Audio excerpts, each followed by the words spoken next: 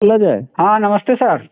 नमस्ते। सर, मेरा सवाल ये था आपसे, क्योंकि बहुत सारी भ्रमित करने वाली बहुत सारी मतलब एक तरह से कहे तो संगठन तैयार हो रही है। और जी। आपका एक वीडियो मैंने देखा था कल जी। या परसों में, जी। जिसमें आपके द्वारा कहा गया कि सीटेट और स्टेट एक जगह या एक मंच से काम करे अगर, तब जी। जाके 1 to 12 तक की वैकेंसी संभव है 7वें चरण में। जी। और सर, अगर एक साथ नहीं काम होता है तो कहने का मतलब कि सिर्फ माध्यमिक और उच्च माध्यमिक और उच्चतर माध्यमिक की बहाली आएगी। जी। 1 to 8 जो है पूरा छूट जा रहा है।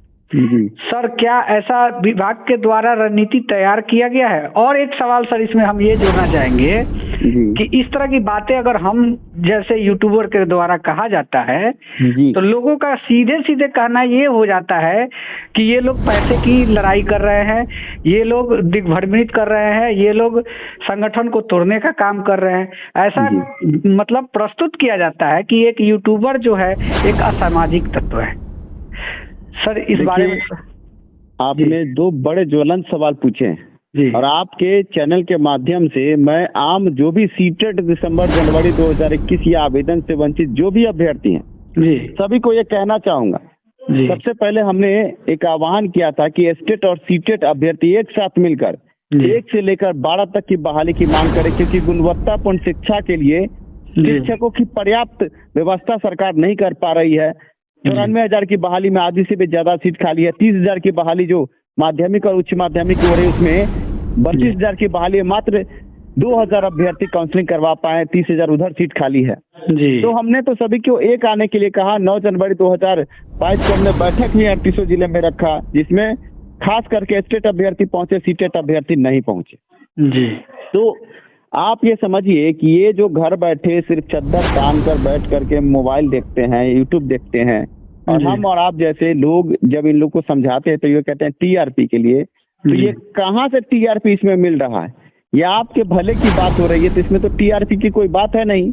जी आप ये समझिए कि जी वो चाहे अपर मुख्य सचिव हो जी या शिक्षा मंत्री हो, वो किस फिराक में है? वो 6ठे चरण की बहाली के बाद सीधे तौर पर माध्यमिक और उच्च माध्यमिक की बहाली लाएंगे। जी प्राथमिक की बहाली के पक्ष में वो नहीं है। क्यों नहीं है ये भी सुन लीजिए। क्योंकि सरकार शिक्षा विभाग 38,000 अभ्यर्थियों की जो काउंसलिंग की है उसी में वो चाह रहे कि सीमेट कर 2024 के इलेक्शन तक ले जाएं, और इलेक्शन के समय में पहले हम एक बीटेट की परीक्षा करवाएं, और बीटेट की परीक्षा के बाद तब हम फिर से आम अभ्यर्थी की बहाली लें।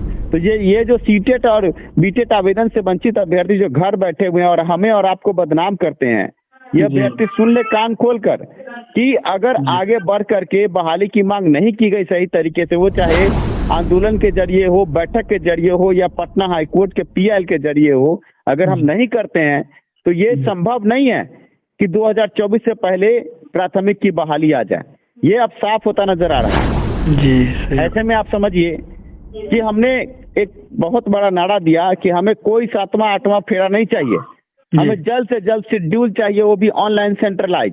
कुछ ऐसे छबड़ी यूट्यूबर हैं जो कहते हैं कि ये कैसे संभव है कि ये कह रहे हैं कि गुणवत्तापूर्ण शिक्षा के लिए जल्द से जल्द शेड्यूल लाए, नियमावली, और सुप्रीम कोर्ट की वो बात करते हैं।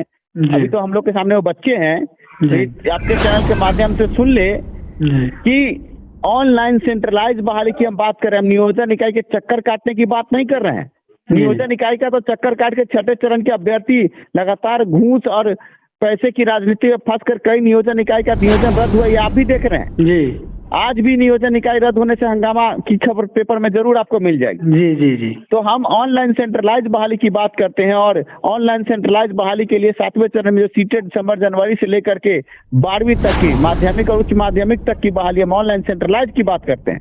जिससे कि ये जो लफड़ा अभी है, अभी क्या कहा गया, आज का अखबार आप उठाकर देख लीजिए, कहा जा रहा है कोरोना प्रकोप के कारण नियुक्ति पत्र मिलने में हो सकता है विलम्ब।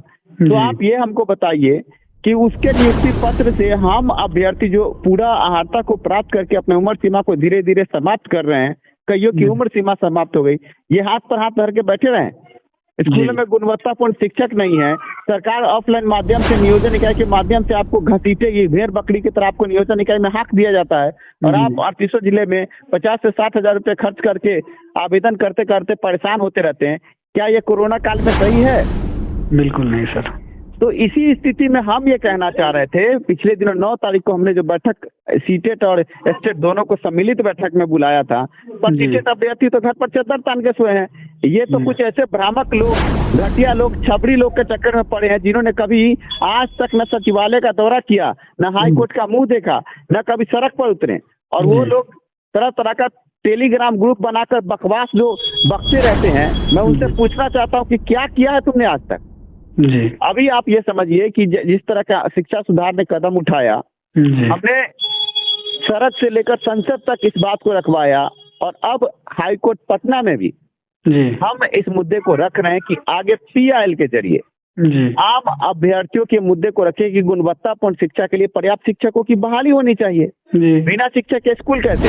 तो इस PIL के सुनवाई के लिए हमने मैं आपके चैनल से मैं ये कहना चाहूंगा कि चंदा चोरी और ये चंदे की राजनीति नहीं हो रही। आपको जब कहा जा रहा पैसे कमाने के लिए, तो मैं आपको कहना चाहूंगा कि शिक्षा सुधार ने ये प्रण लिया है कि अपने बल पर शिक्षक बहाली की सारी प्रक्रिया को हम आगे बढ़ाएंगे। हमें किसी से 1 रुपए की चंदे की राजनीति नहीं करना है, वो चाहे आंदोलन हो या कोई भी हो। आप भी हमारे पिछले आंदोलन में आए थे सर जी। क्या किसी से 1 रुपए की चंदे की बात हुई थी? कोई चंदा दिया था क्या? जी नहीं। तो आप जब देख रहे हैं कि हम सीटेट दिसंबर जनवरी 2021 अभ्यर्थी जो भी सीटेट के हैं उनको हम बुलाए, आंदोलन करवाया हमने पिछले दिनों, और व्यापक आंदोलन हुआ, सचिवालय का दौरा हुआ। आप अभ्यर्थियों ने देखा कि करीब करीब वहाँ 500 अभ्यर्थियों की भीड़ थी, पर किसी से हमने 1 रुपए की मांग नहीं की। हमने अपने बल पर बैनर पोस्टर से लेकर के सभी खर्चे उठाए।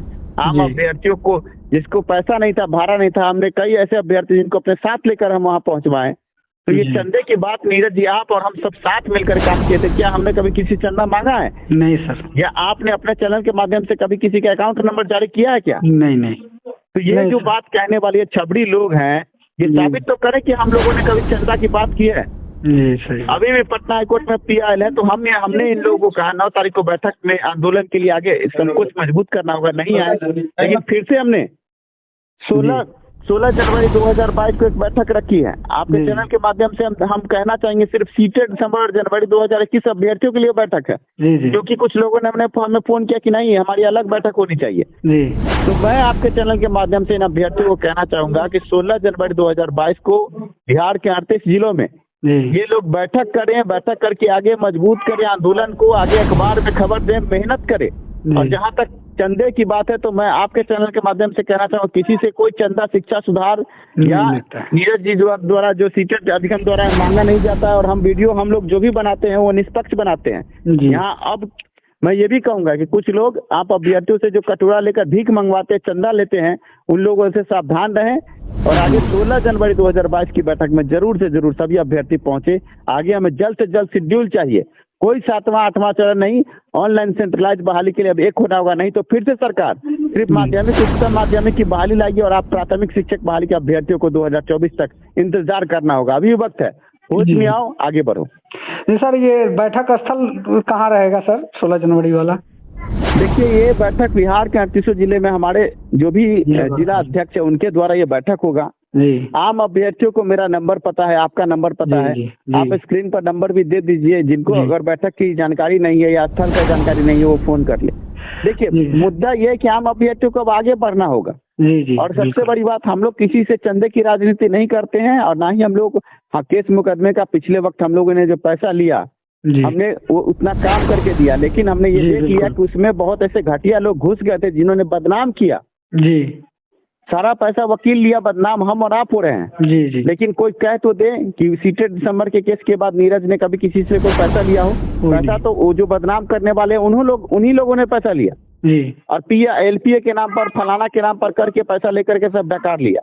ये सभी जान रहे हैं। क्या नीरज को पैसा दिया है लोग या आपको पैसा दिया है? लेकिन हम ये कहना चाहेंगे, अब चंदा तो किसी से कुछ लेना भी नहीं है, लेकिन आप आम अभ्यर्थियों को कहिए कि अब एक हो जाए, 16 तारीख की बैठक में भाग लें, अपने बल पर पटना पहुंचे, क्योंकि जब तक वो खड़े नहीं होंगे तब तक ये संभव नहीं है। इसलिए 38 जिले के लोगों को आप मेरा नंबर डाल दीजिए, फोन करके वो बैठक का जगह निर्धारित करें, सब अपने बल पर आए, अपना कार्य करें।